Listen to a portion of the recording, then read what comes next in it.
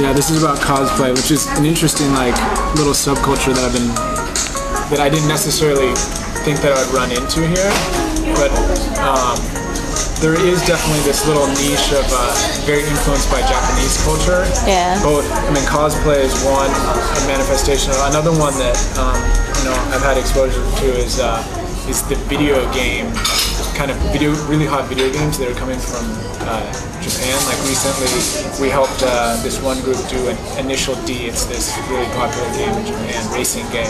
Oh, Initial D. Initial D. It's called Initial D. And they had like there's 3 or 4 really big arcades in Shanghai, and so we helped them do like a little contest where all these people came and they're all racing against each other. Another outlet is there's parts of the electronic music scene here that are fairly influenced by Japanese culture. Right. Like there's a whole sect of Game Boy. They actually make music using like Game Boy sounds. I can play. So actually, this label right here called Shunshui. It's the best independent electronic label in China, and one of the guys in there is one of these called 8-bit electronic musicians. Cool. Actually, I can show you Shunshui. Let me show you Shunshui a little bit about them. These are all the members of Shunshui. So this is the guy who started. His name is Salumi, Dead J, Ilu. Nara just moved to Shanghai. And these are the founders of Shunshui Record. Yeah. And so this is just kind of how our webzine works. We do a lot of interviews with people. This is talking about Salumi, This issue focuses around our event that we had, a big event in April. The Neospring one? Yeah, the Neospring event. And at the event, we had this thing on the second floor where we took 800 Polaroids, and throughout the day, like a live photography gallery. So we take a picture of somebody, like I'd take a Polaroid of you, and then you'd sign your name on it, and then we went up to the second floor and hung it on these ropes. Right. We had 800, so as the day went on, one day event, this whole area with all these ropes just got filled with different Polaroids from everybody that was at the event. And at the end, we took all of them and we put them here, and we made this little typewriter thing. So here, you can press these buttons, and each one is like a Polaroid of somebody at the event that we took. So.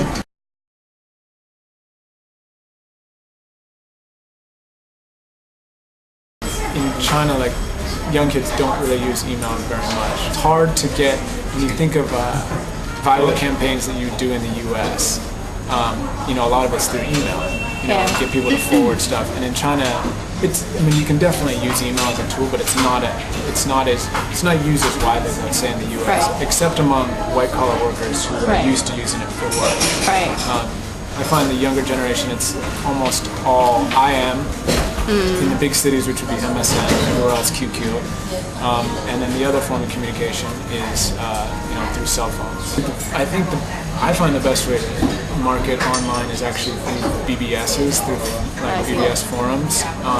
That's traditionally how a lot of these online communities have been structured, and in China it's still an extremely popular form of communication. I think that's moving more to the, blog / space type of setup like that we have. That's one of the reasons that we didn't create just a BBS around creative communities. They're getting more and more popular, and as I said, I think it's a somewhat unique situation just because of how restrictive publishing is here. It's hard to get a license to publish. I think. And your content you could be subject to censorship and stuff like that. So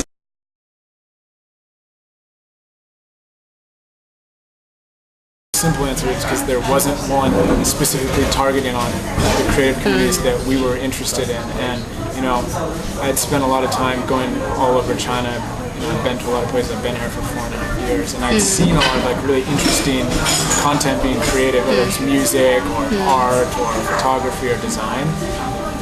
and when I'd go somewhere like Beijing, you know, I'd see someone be like, oh, well, have you connected with this guy in Shanghai? And they'd be like, no, I don't even know he's doing something similar to me, you know. And I kept running into that situation, and I was like, okay, well, where is the aggregation point for this? You know, is it being done, you know, offline? Is it being done online? And what I found was it wasn't really existing, you know, very scattered, you know, groups. And so I thought that there was an opportunity to bring them together. So I went to some of my Chinese friends who are even more knowledgeable about this demographic and live it every day, you know, guys who are musicians and stuff, and they, you know, they're like, no, there isn't a good website that caters to our interests, and you know, we speak the same language. I found a 150-year-old warehouse along Suzhou Creek, 3,000 square meters. It had never been rented out before. It had just been renovated. It's, you know, historical heritage property from the government. We have 3 floors. How are we going to do this? First floor, we got 80 different creative groups. When I say creative groups, that's like independent record labels. We had independent filmmakers come down from Beijing. We had a lot of DIY, you know, like handcrafts people. We had photographers. We had cosplay. We had webzines. We had, I mean, live venues came and promoted there, what they're doing. So we just had it was just really, really packed. I can show you some pictures of that. Second floor was the kind of lounge / photography, live photography gallery that I was talking about. Oh, sure. Yeah, and then the third floor was, we had 9 bands starting at 1 p.m. to 9 p.m. like across a huge, you know, variation of genres. We had electronic, we had post-rock, we had rock and roll, we had punk, we even had like postmodern dancers dancing to breakcore electronic.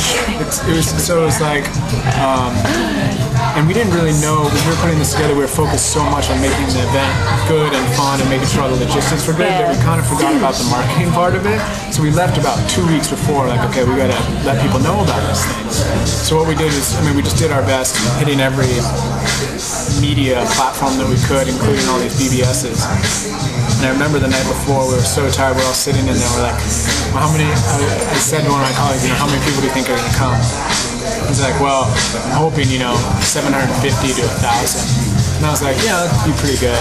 And the next day, you know, everyone has their own little measure of how many people they think came, but the general consensus is somewhere between 8,000 and 10,000 people. I don't know. I mean, I think a lot of people, the marketing that we did do worked pretty well. The second thing is that it was an all-day event, 1 to 9, and a lot of people, I think, came. Then when they're at the event, 2 hours into the event, they SMS their friend and say, hey, I'm at this really cool event, you should come by, it's on for another 6 hours. So it kind of built as the day went through. And then for us, the biggest, you know, source of gratification, or I mean, I guess the thing that made me like so inspired was that it kind of proved out our hypothesis, because there is demand for these kind of events, these kind of aggregation events in creative communities. They just need an opportunity to do it.